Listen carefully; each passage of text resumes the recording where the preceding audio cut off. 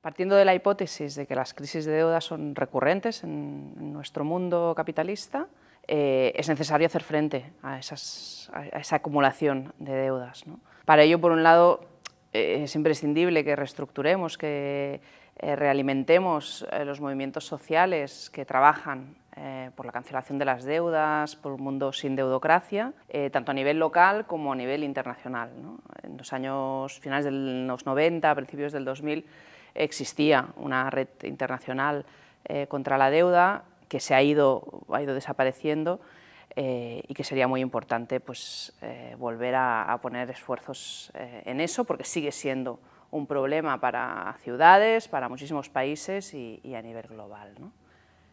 La segunda parte sería qué alternativas podemos poner encima de la mesa ante esta deudocracia, ¿no? Ante esta centralidad de la deuda en el sistema económico. Nosotras pensamos que lo público no puede depender de los mercados financieros, que lo público hay que poder financiarlo a través de sistemas fiscales más progresivos, más redistributivos, con perspectiva feminista. Si tiene que haber un sistema financiero que provea recursos a través del mecanismo crédito, pero que este tiene que ser público, no basado en las ganancias de intereses y, por lo tanto, con intereses que simplemente cubran gastos de mantenimiento, y para eso hay que construir pues, infraestructuras, instituciones de finanzas públicas, ¿no? Bancos centrales, banca pública.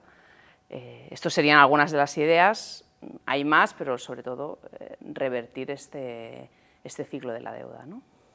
A nivel más local, desde la Red Municipalista contra la Deuda en el Estado español, pues sí que hemos estado trabajando en temas como, por ejemplo, cómo reformar la fiscalidad local en el Estado, cómo dar más autonomía a los ayuntamientos para que no dependan de los mercados financieros y de la deuda para financiar las infraestructuras públicas, los servicios públicos. Es imprescindible que los gastos corrientes, los gastos de personal, de servicios públicos, se puedan financiar con los ingresos propios de la institución, que no tengan que recurrir a la deuda, ¿no? Pero también es verdad que hay como grandes empresas, ¿no? Grandes inversiones que necesitan de crédito, y en ese sentido pues, explorábamos, por ejemplo, la posibilidad de crear instituciones supramunicipales, intermunicipales, en la que pues, los diferentes municipios se pudieran prestar el dinero sin intereses en ese sentido, ¿no?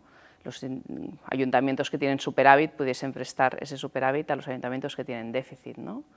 Las leyes Montoro ahora mismo no permiten esa posibilidad, pero estamos en un buen momento para cambiar esas leyes, ¿no? Para hacer frente a la ley de estabilidad presupuestaria y poner esas alternativas encima de la mesa. Para poderlas poner encima de la mesa y poder cambiar la ley, primero tienes que haberlas pensado y ver cómo podrían funcionar, y nosotros estamos aún en esa fase, ¿no? Los datos a nivel global nos indican que la deuda global, la deuda en el mundo, está más alta que nunca, está cerca de los 250 billones con B de dólares, y sobre todo ha crecido mucho en los últimos años, a un ritmo más acelerado que anteriormente. Son muchas las voces que ponen la alarma en ese aumento de la deuda. Esa deuda es tanto pública como privada, sobre todo es deuda empresarial, deuda de empresas. En países como China, por ejemplo, o como Brasil, es una deuda muy importante, en las que hay riesgo de que no se pueda pagar esa deuda y que, por lo tanto, haya un crash, una crisis como la del 2008, que puede surgir pues, en países emergentes. Recientemente Argentina o Turquía han sufrido momentos de desestabilización que podrían llevar a eso, que podría surgir en Europa. La situación, por ejemplo, en Italia o en el Estado español no es de superación de la crisis de deuda, que podrían surgir en los países del sur, en los países empobrecidos. Los países, sobre todo de África subsahariana, están acumulando niveles de deuda muy elevados, más elevados que antes de la crisis de deuda que sufrieron en los años 90. Y en este sentido hay muchos indicadores que nos dicen que esa crisis, ese pinchar la burbuja de la deuda, podría estar cercano. Pero no solo indicadores, sino instituciones como el Banco Central Europeo, el Fondo Monetario Internacional, personajes como George Soros están poniendo esa misma alarma encima de la mesa, ¿no? Nos dicen, no sabemos dónde, no sabemos cuándo ni por qué, pero sabemos que va a haber una nueva crisis, un nuevo estallido, y ellos se están preparando para proteger lo suyo. Una de las cuestiones que está pasando es que durante estas primeras décadas del siglo XXI ha habido un gran flujo de recursos hacia países del sur, hacia países emergentes, hacia los países de África subsahariana, hacia Asia, ¿no?, que mostraban crecimientos muy elevados, gracias en parte a que había préstamo, a que habían inversiones. Eso ha hecho que en esos países aumente mucho la deuda.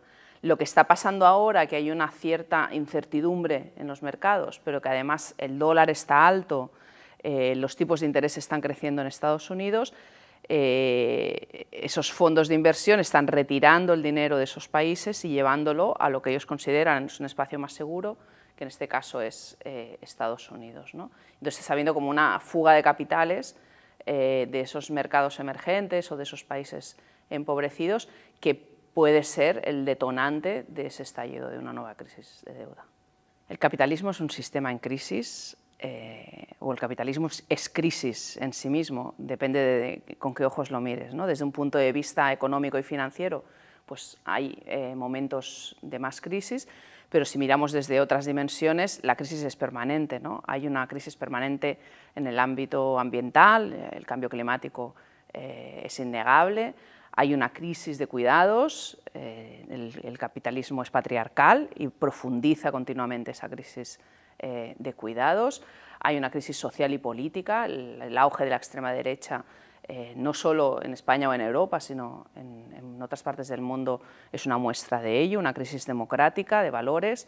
Eso nos hace ver el capitalismo como esa crisis multidimensional, ¿no? No solo hay el aspecto económico-financiero, sino que hay los otros aspectos y cuando pensamos en soluciones o en respuestas tenemos que pensar en esas multidimensiones, ¿no? En este proceso de crisis que hemos sufrido desde el año 2007-2008, tenemos la sensación de que todos hemos perdido, ¿no? Pero en realidad hay algunos que han salido ganando, especialmente los acreedores, los bancos principalmente.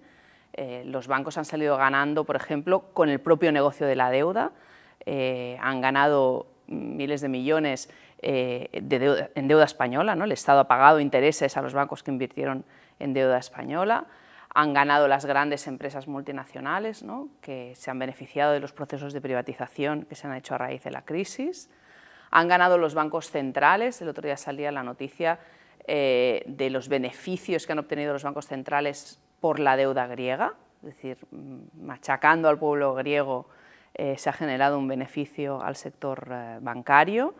En definitiva, hay unos que se han hecho más ricos, ¿no? La riqueza se ha concentrado y se ha ido hacia menos manos y las clases populares hemos salido perdiendo.